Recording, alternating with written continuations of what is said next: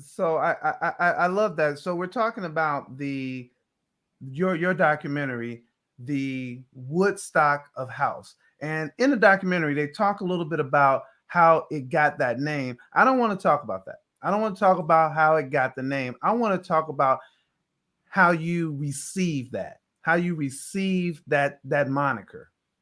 I think it's as the chosen few DJs. I think they thought that was a great name for it, and the reason I think is because in part of it, the original Woodstock movement was one, I think, in 1970, where it was kind of the end of an era. So there was this movement, the social movement from being more revolutionary minded in the 60s.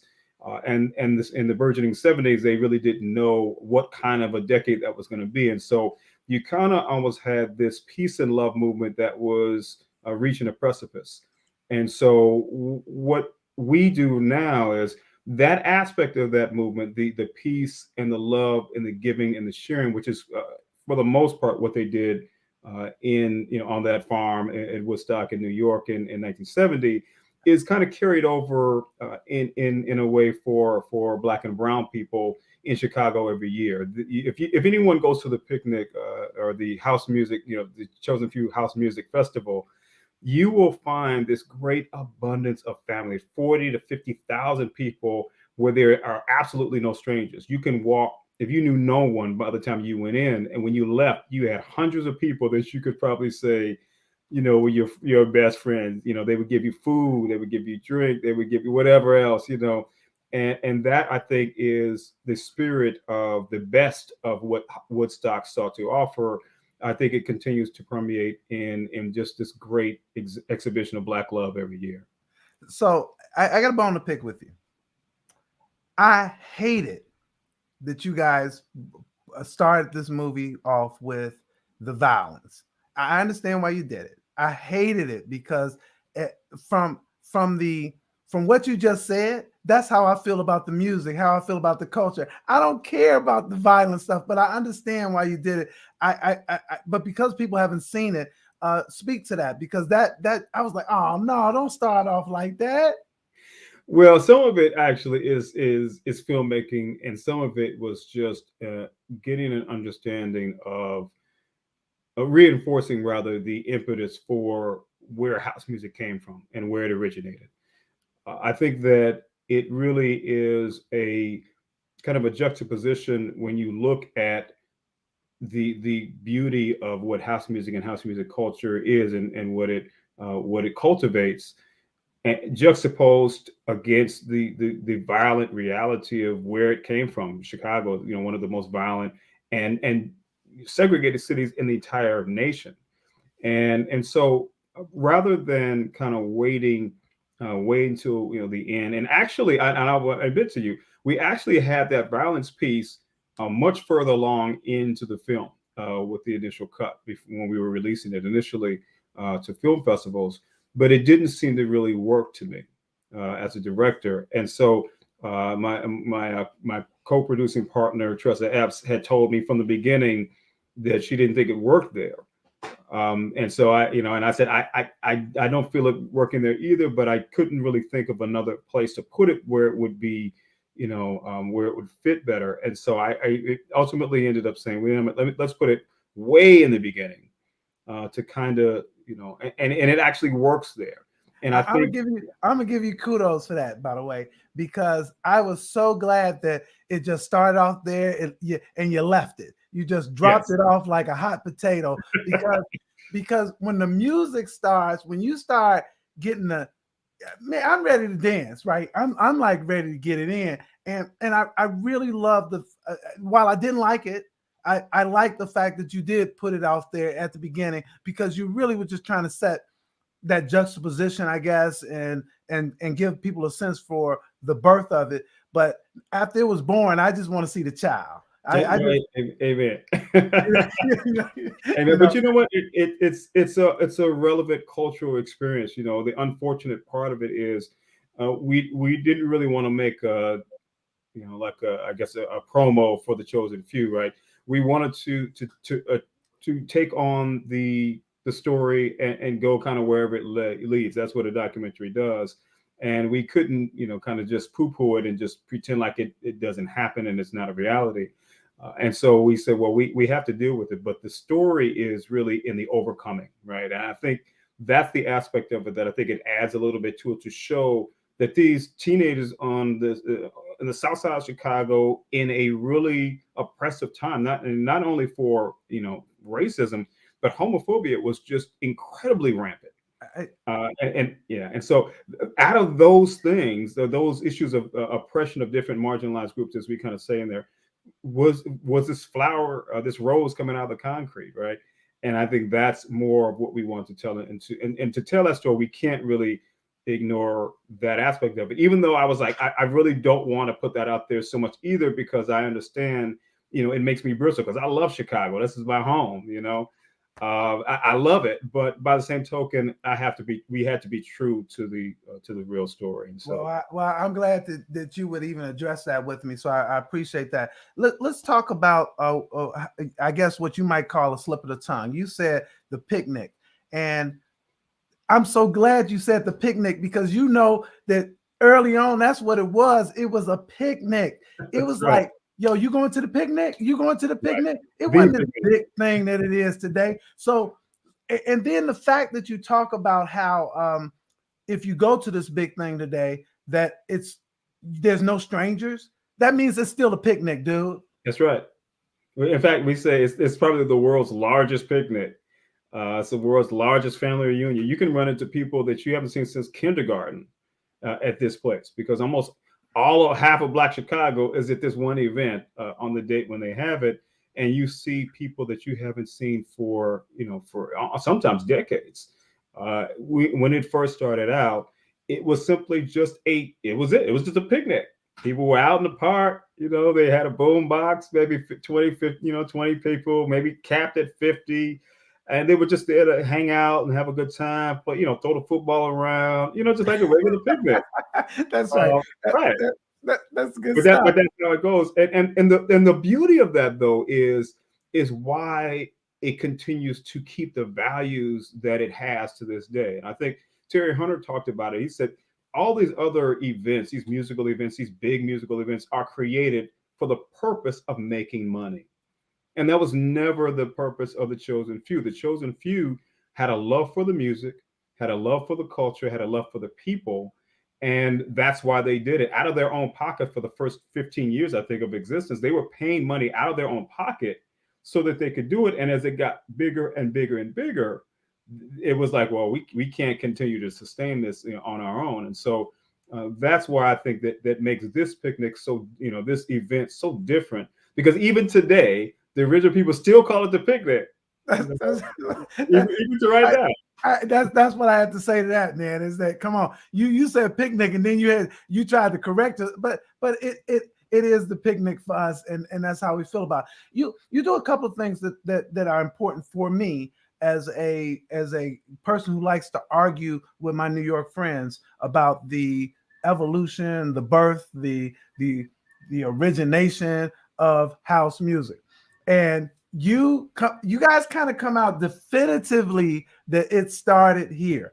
Now, some of my New York people just not feeling what you trying to sell. So sell it to me for a second. Well, it's funny, because I remember I was maybe about 9 months ago, I was on a call with Jesse Saunders, who was one of the originators, of course, and innovators of house music, who had created the first house music record that was ever published and released on vinyl. And so he has a very special place in house music history that we detail. But he had me on. I was one of the guests in a blog and a podcast where there were several people. There were several DJs from New York, from Chicago, and they were talking about this issue. And all the New York DJs acknowledged, yes, it started in Chicago. And I was like, are you recording this?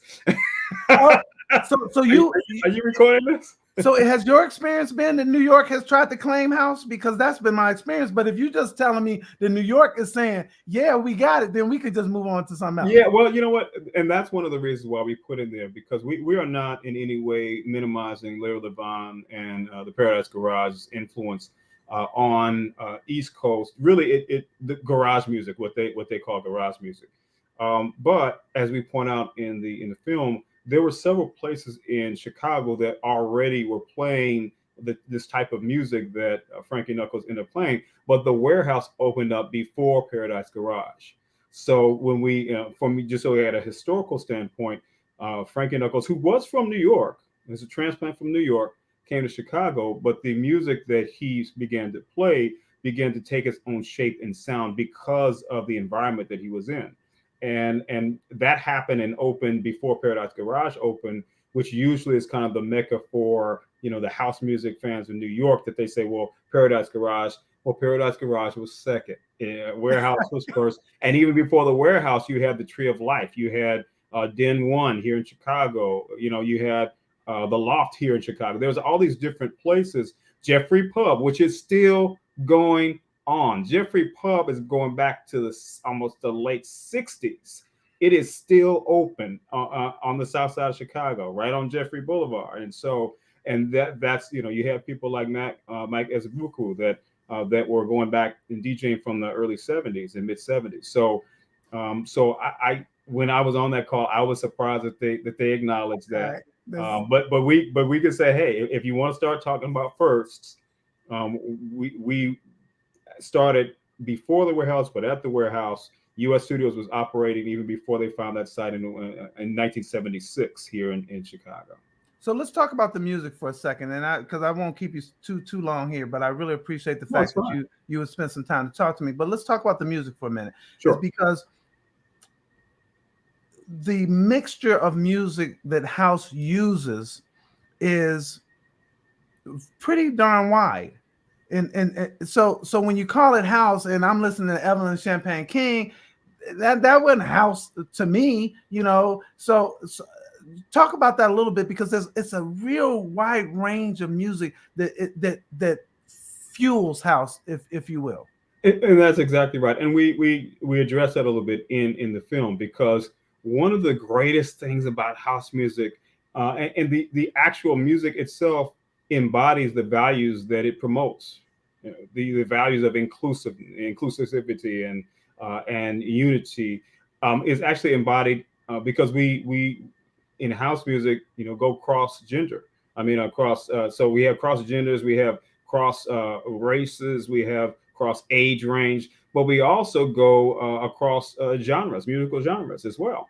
So we started incorporating with the disco, back in the early 80s, late 70s, early 80s. You started having a new wave kind of come out, and punk was coming out, and you had some aspects of hip hop. So some of the early even disco records kind of out of New York were these disco infused hip hop records.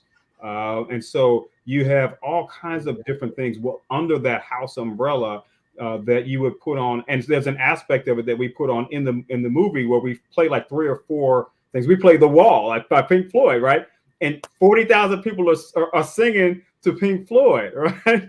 But then you come back with Teddy Pendergrass, Right. You're going to play some Teddy Pendergrass. So I want to interject it for a moment, because my daughter actually walked into my office, and she is a dancer, right?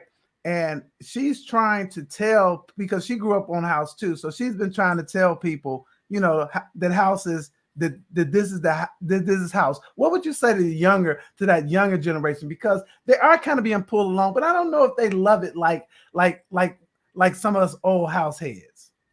You know what? And that's an excellent point. And one of the sub themes before, when we were developing this project, was there is a very real concern about having house music really shown to other generations and having them embrace it, because if they don't, then the Chicago style house music, the soulful house music from here, will die out.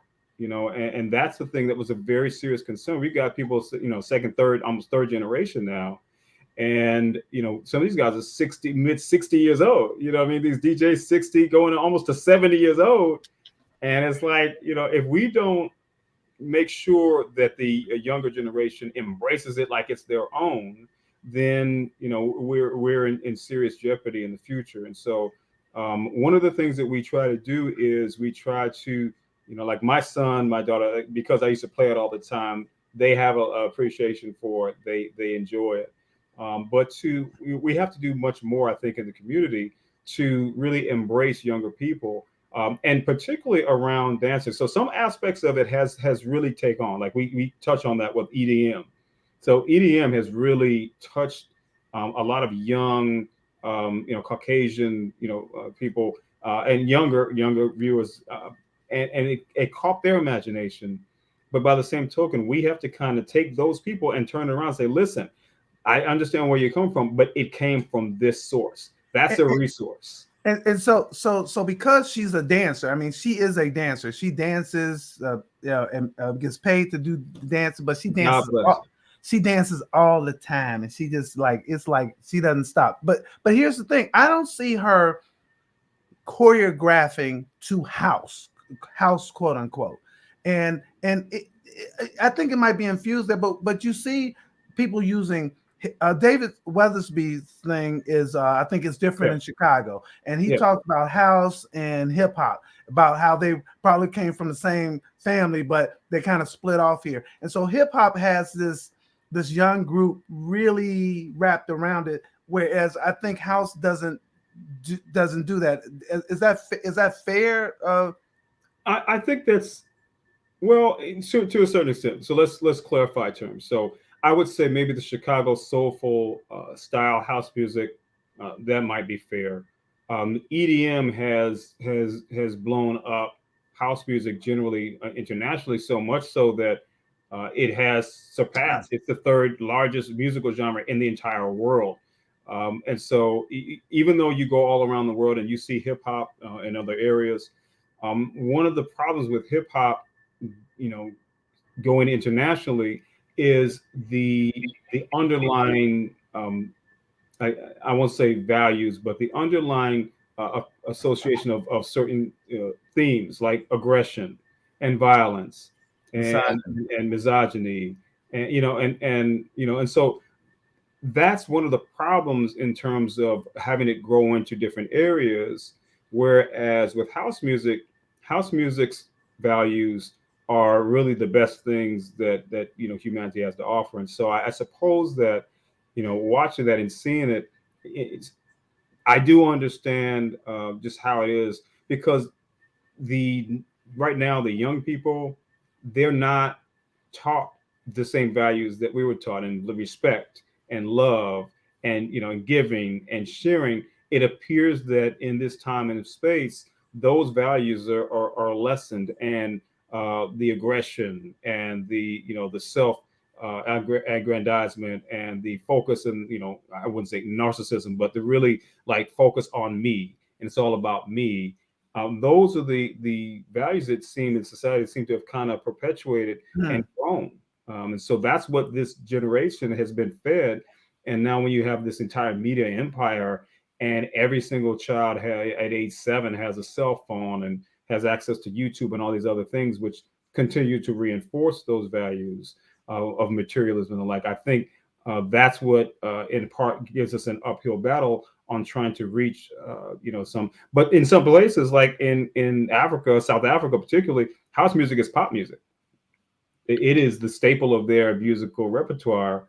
And so there's some, gains, and I suppose maybe in the Western world, there might be some, slippage in that area. But I believe that, hopefully with us continuously, pumping out this music, and there's been in collaborations. So they're doing collaborations with some people. So, you have hip hop guys now with collaborations with house music producers like Terry Hunter and others, to maybe cross that gap and maybe bring a carryover of those fans into house music. So a couple more things before I let you get out of here. One is that we can't talk about the music without talking about where that the gay and lesbian community really birthed it. I mean, it was the place that you could go and hear it. And it's really funny that you guys show that in the film, because of homophobia, there would be people be like, I ain't going down there. And I want to tell you, early on, I was like, I ain't going down there. But you just got to be real. You got to be real about Absolutely. It. I was like, I'm not, and I don't think I was against gay people, having them in my family. So but there was something about, I'm not going to that club. Man, I was in that club. That's all I can say is that I had to go, and it was Right. it it changed a lot, I think, for me because it was now people were just people. I, Yes, sir. was I politically incorrect by talking about that or what? No, you know what, and that's one of the things that we wanted to promote in the film. We wanted to tell the truth about it. I think that gets glossed over a lot because maybe people want to be politically correct, or maybe they want their films to cross over into commercial span. But the reality and truth is, um, there was a lot of space where it was by these private, gay clubs, really, like the Warehouse, U.S. Studios, which is what it was called initially, and other places around the city. But one of the things that ended up happening was that Chicago is this great hub of music. I mean, we birthed so many. We had blues and house music. We basically invented ragtime jazz. That's why Louis Armstrong came here. We have um, gospel was basically originated here.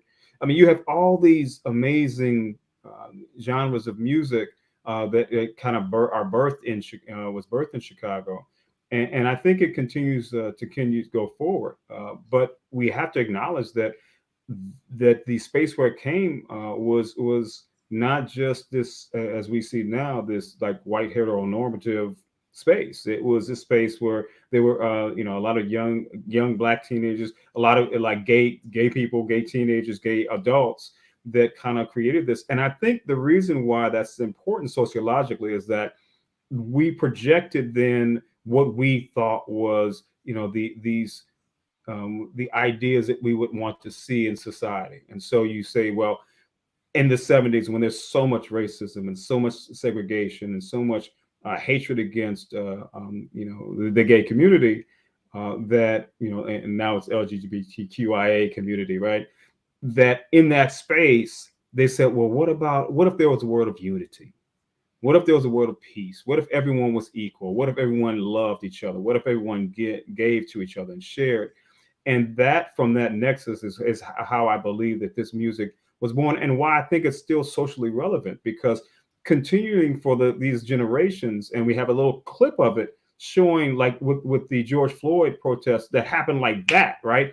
All around the world, you see all these people coming together on these same values that house music promotes.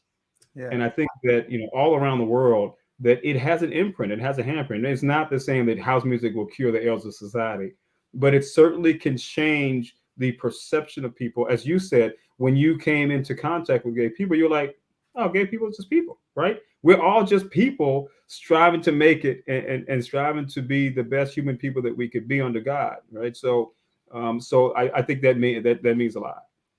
So I love that you did this because it also shows how music brings people together, how it's a universal language, how it's healing, and house music for a lot of people is really healing because they're out there just getting it out. I mean, just releasing all of that stuff. And I'm really glad that I was able to have this part of the conversation, particularly about the LGBTQI community, with you as well, because I think it's really, really important. And sometimes we'll say things like, well, I got friends who are gay, I got family members who are gay, and all that type of stuff. And those are just those cliches. Or I got a black friend, or I got a white, Right, right. All of that. But I think what happens here with this music is that we have to tell the truth, how it was originated, and you guys did that. You guys you talk about the music, you talk about the origins, you show us some of the great spinners and creators of this music, and the only thing that was really missing from this is the Chosen Few doesn't have women DJs. And it's an interesting point, because, and the reason why it's interesting, for two reasons. We in the initial iterations of what we wanted to do, that was one of the issues that we wanted to tackle. We want to address that issue because there has been, until fairly recently, in the house community, kind of a closed community. There have been some women from the beginning, like Lori Branch in Chicago here, First Lady, and some others. And we actually have been talking about making another movie simply on, the formation of house music and the women in that genre. And I just saw a book. There's a book right now that just came out that talks about specifically that.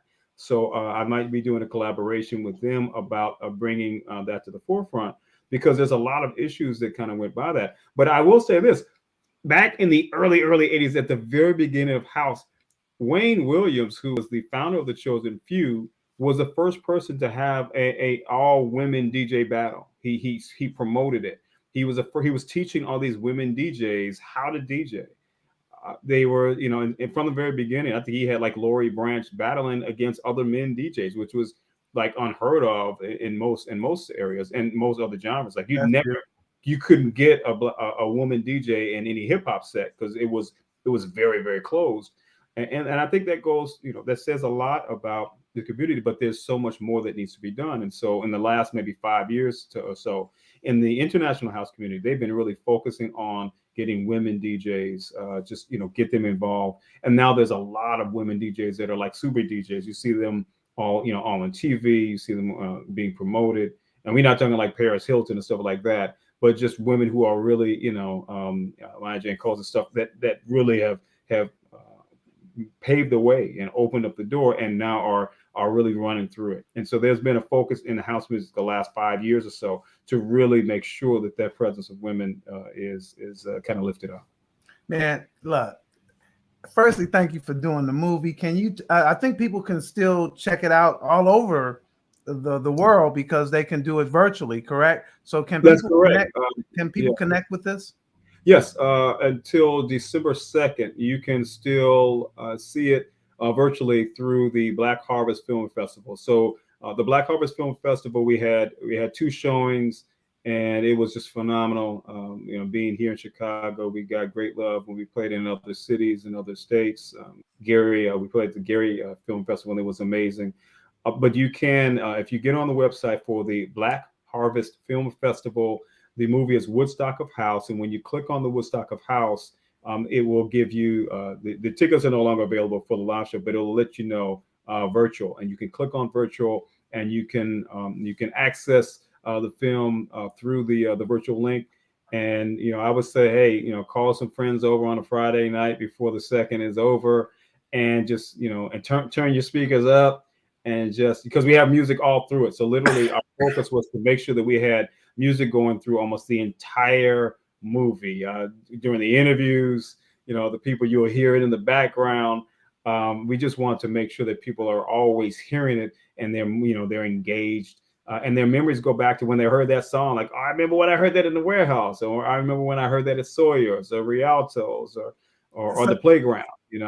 So you're making me have to ask another question. And I was just about to end it up, but here's my next question: is that if you were to say what's for you the house song that gets you going, is I need to know what that song is. So one of the songs that they would play all the time is when they would play "You Ain't Really Down," and they be mixing that sucker.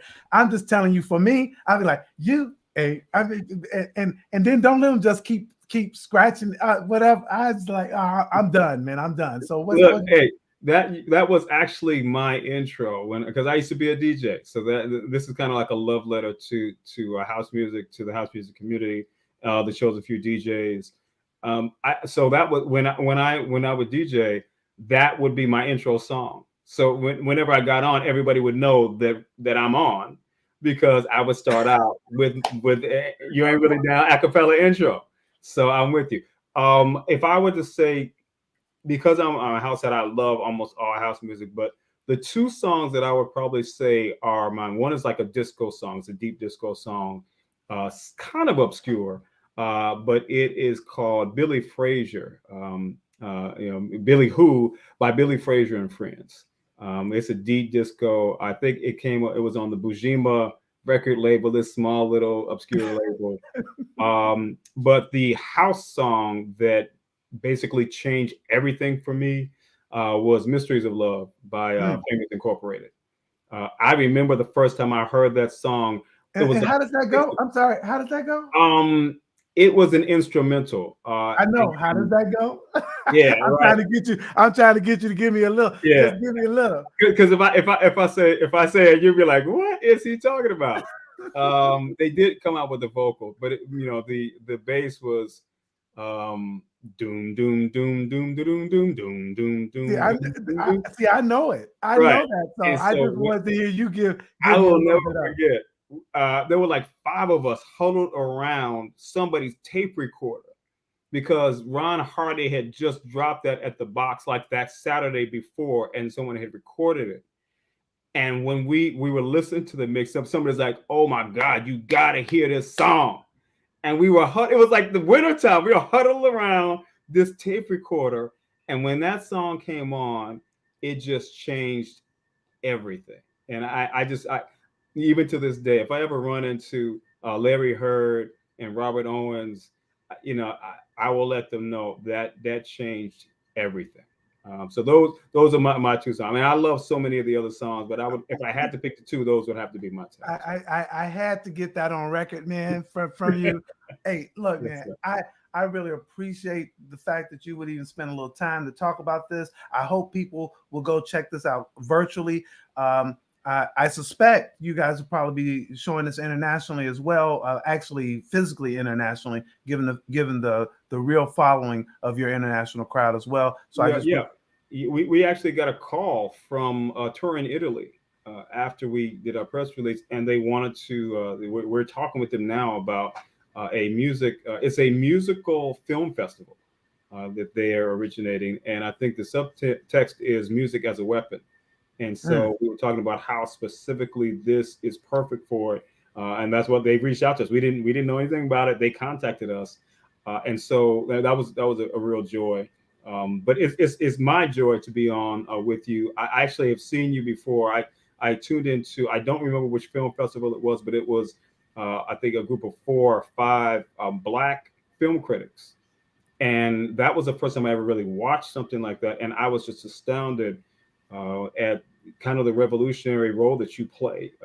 So I will have to give back some homage to you and to the others, because it is vitally important for African American voices to be held in that medium, to allow them to see there's not just cultural excellence, and you understand how film is supposed to be, the depths of scripts. I mean, it's not just like Robert Townsend was sneaking in the movies, right? It's not just Negroes just sneaking in. What you all have excellence, you have training, about screenplay structure and film, and I just had to take my hats off to you all, because it just blew my mind when I was listening to you all. So I was like, wow, that's amazing. And so I give that to you, man. I appreciate that. I do want to say this to you though, is that what I like about it is that it's a conversation about film. And what I don't subscribe to is that there's an expert in film. I don't subscribe to the fact that Rodrick, your view of film is better than my view of film, or better than the person who just went to go see the film. I don't subscribe to that. And the reason I don't is because film is like music to me. It hits us all differently. And that means that those views, that conversation becomes so rich that it doesn't always have to be about the cinematography. It doesn't always have to be about the acting. Sometimes you can have bad acting in a great story and it still pulls you in. Sometimes you can have a great acting and terrible cinematography, and you'd be like, that movie looked terrible. But it was good. It was good. So I just want to say that piece to you, is that I love the fact that as you talk about music and the community of music, that there's a community of about film where the language of film is not relegated to what I call the snobs of film. Yes, so sir. that's just my. Since sir. You went there, I just want. No, yeah, got you, man. Just absolutely, I perfectly understand that, and sharing that as well. But I wanted to say, thank you. So because I learned so much by listening to you all. And I don't know if you noticed this, is that most of the people on my show are women, and I do that intentionally, because this will be the last thing we talk about, man. But when you look at film criticism, it is run by white males. Mm-hmm. Absolutely. And and not even white women get something to say. Right. The USC Annenberg did a study where it showed that 80% of the top critics are white males. Mm-hmm. My wife would say this to me. She would say, Reggie, why did you like that movie? I said, I liked it. She said, I know why you liked it, because Halle Berry was in it. The movie wasn't good. You can't even tell me what the movie was about. All you could tell me is Halle Berry was in it. I have an opinion too. And Right. the fact that women are 52% of the movie going audience and don't get to really hear their voices out in the market, I think that that's kind of crazy, because it's really true. Sometimes I come home and I like a movie, my wife be like, nah, I ain't feeling that. So I love the fact to have black women. Was also, we have several black women on this project. So we have 2 black women producers. My daughter, who helped co-write it, she's a black writer. Our production designer is a woman. So I mean, one of the reasons why I thought it was imperative for us to have so many black women involved in the production, and every production, honestly, that I'm going to be a part of, is because there is such a great perspective and understanding that only, I believe that maybe only a black woman can bring to a production that I may not see. And so from that, like my daughter's one of the best writers that I know. She has the pedigree now. She came from no place. She went to NYU. She was in the Tisch School of the Arts there in dramatic writing. I think she was maybe 2. There was only 2 black people out of 50 that were accepted into the program, and so I wanted to make sure that we're always going to have that input, because there's so much nuance and understanding and depth of just real life, of ability to create characters and understand interactions and dynamics that maybe a man might miss. And so I love that. I love that. Hey man, thanks again. Congratulations on the film. I hope your partner gets better, because I know not feeling as well. So I hope your partner gets better soon. And absolutely. And look, you do that other movie, we'll be happy to chop it up with you there. That's right. Hey, listen, it was a blessing to be on. Thank you so much for your time and these amazing questions. I appreciate you so much. God bless you and your audience. Thank you so much. I'm in that broadcast.